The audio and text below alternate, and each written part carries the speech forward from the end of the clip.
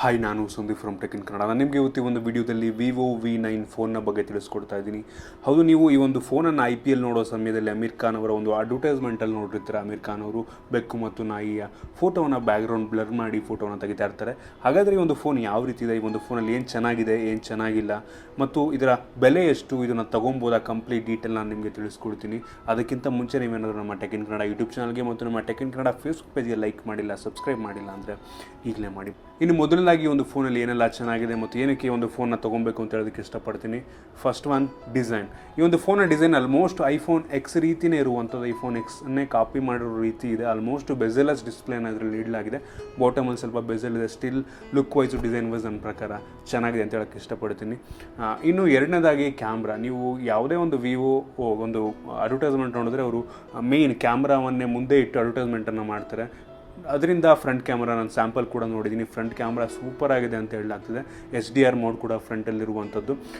ಬ್ಯಾಕ್ಗಿಂತ ಚೆನ್ನಾಗಿದೆ ಅಂತ front ಕ್ಯಾಮ್ರಾದು. 24 mega pixel camera ಫ್ರಂಟಲ್ಲಿರುವಂಥದ್ದು ಒಂದು ರೀತಿ ಚೆನ್ನಾಗಿದೆ ಅಂತಲೇ ಹೇಳ್ಬೋದು. ಸ್ಯಾಂಪಲನ್ನು ನೋಡಿರೋ ಪ್ರಕಾರ ಕ್ಯಾಮ್ರಾ ಸೂಪರ್ ಆಗಿದೆ. ಫ್ರಂಟ್ ಕ್ಯಾಮ್ರಾ ನೀವೇನಾದರೂ ಫ್ರಂಟ್ ಕ್ಯಾಮ್ರಾ ಬೇಕು, ಸೆಲ್ಫಿ ಯಾವಾಗಲೂ ತಗೋತಾ ಇರ್ತೀರಾ, ಕ್ಯಾಮ್ರಾನೇ ಪ್ರಿಫರೆನ್ಸ್ ನಿಮಗೆ, ಮೊಬೈಲ್ ಹೆಂಗೆ ಇರಲಿ ಕ್ಯಾಮ್ರಾ ಬೇಕೇ ಬೇಕು ಅಂತ ಅಂದರೆ ನೀವು ಈ ಒಂದು ಫೋನ್ನ ಪ್ರಿಫರ್ ಮಾಡ್ಬೋದು.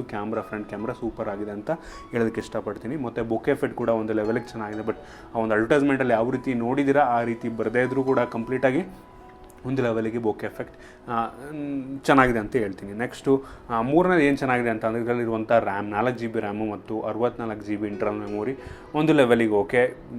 4 GB ಓಕೆ, ರೀಸನಬಲ್. 4 GB ಮತ್ತು 64 GB ಓಕೆ, ತುಂಬ ಕಡಿಮೆನೂ ಅಲ್ಲ, ಒಂದು ಲೆವೆಲಿಗೆ ಓಕೆ ಆಗಿದೆ.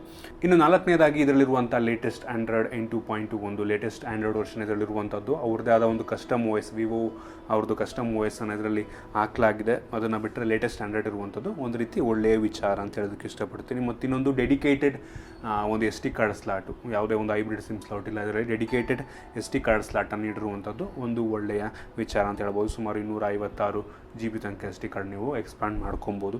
ಅದಾದ ನಂತರ ಫುಲ್ HD ಡಿಸ್ಪ್ಲೇ ಇರುವಂಥದ್ದು ಇನ್ನೊಂದು ಒಳ್ಳೆಯ ವಿಚಾರ. Full HD okay.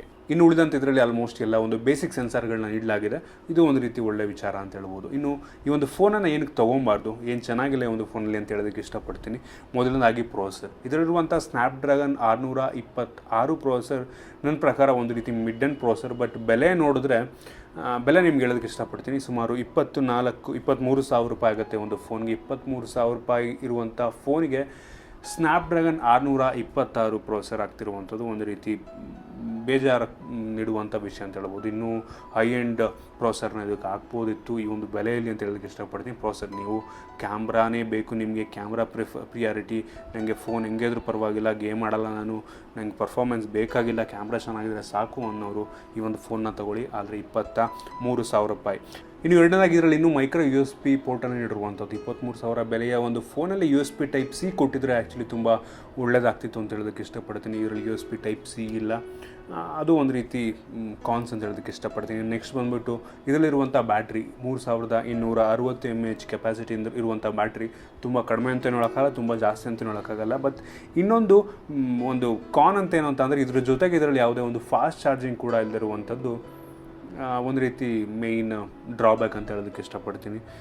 ಇನ್ನೂ ಬೆಲೆ 23 ಸಾವಿರ ರೂಪಾಯಿ. ನನ್ನ ಪ್ರಕಾರ ಈ ಒಂದು ಫೋನಲ್ಲಿರುವಂಥ ಸ್ಪೆಸಿಫಿಕೇಷನ್ಗೆ ತುಂಬ ಅಂದರೆ ತುಂಬ ಜಾಸ್ತಿ ಅಂತ ಹೇಳೋದಕ್ಕೆ ಇಷ್ಟಪಡ್ತೀನಿ. ಡಿಸೈನ್ ವೈಸ್ ಚೆನ್ನಾಗಿರ್ಬೋದು, ಸ್ಕ್ರೀನ್ ದೊಡ್ಡದಿರ್ಬೋದು, ಬಟ್ ಸ್ಟಿಲ್ ನನ್ನ ಪ್ರಕಾರ ಇವ್ರು ಎಷ್ಟೇ R&D ಮಾಡ್ಬೋದು, ಬಟ್ ಈ ಒಂದು ಸ್ಪೆಸಿಫಿಕೇಷನ್ ಇರುವಂಥ ಫೋನ್ಗೆ 23 ಸಾವಿರ ನನ್ನ ಪ್ರಕಾರ ವರ್ತಲ್ಲ ಅಂತ ಅನಿಸುತ್ತೆ. ನಾನಾಗಿದ್ದರೆ ಈ ಒಂದು ಫೋನ್ಗೆ ಮ್ಯಾಕ್ಸಿಮಮ್ 15 ಸಾವಿರ ರೂಪಾಯಿ ಬೆಲೆಯನ್ನು ಫಿಕ್ಸ್ ಮಾಡ್ತೀನಿ. 15 ಸಾವಿರ ರೂಪಾಯಿ ಬೆಲೆಯನ್ನು ಕೊಡೋದಕ್ಕೆ ಇಷ್ಟಪಡ್ತೀನಿ. ಅದಕ್ಕಿಂತ ಈ ಒಂದು ಸ್ಪೆಸಿಫಿಕೇಷನ್ ಇರುವಂಥ ಫೋನು 15 ಸಾವಿರಕ್ಕಿಂತ ಕಮ್ಮಿ ಕೂಡ ಸಿಗುತ್ತೆ.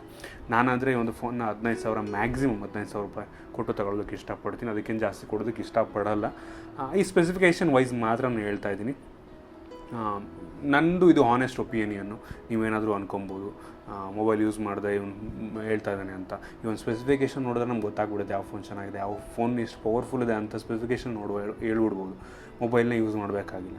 ನಂದು ಹಾನೆಸ್ಟ್ ಒಪಿನಿಯನ್ನು, ಪರ್ಸ್ನಲ್ ಒಪಿನಿಯನ್ನು. ನೀವೇನಾದರೂ ತಿಳ್ಕೊಬೋದು. ನಿಮಗೆ ಅನಿಸುತ್ತೆ ಕೆಳಗಡೆ ಕಾಮೆಂಟಲ್ಲಿ ಕೂಡ ನೀವು ತಿಳಿಸ್ಬೋದು. ನಾನು ಮತ್ತೆ ಹೇಳೋ ರೀತಿ ನೀವು ಕ್ಯಾಮ್ರಾನೇ ಬೇಕು, ನಿಮಗೆ ಕ್ಯಾಮ್ರಾನೇ ಪ್ರಿಯಾರಿಟಿ ಅಂತ ಅಂದ್ಕೊಂಡಿರೋರು ಈ ಒಂದು ಫೋನ್ನ ನೀವು ಆರಾಮಾಗಿ ತೊಗೊಳ್ಳಿ.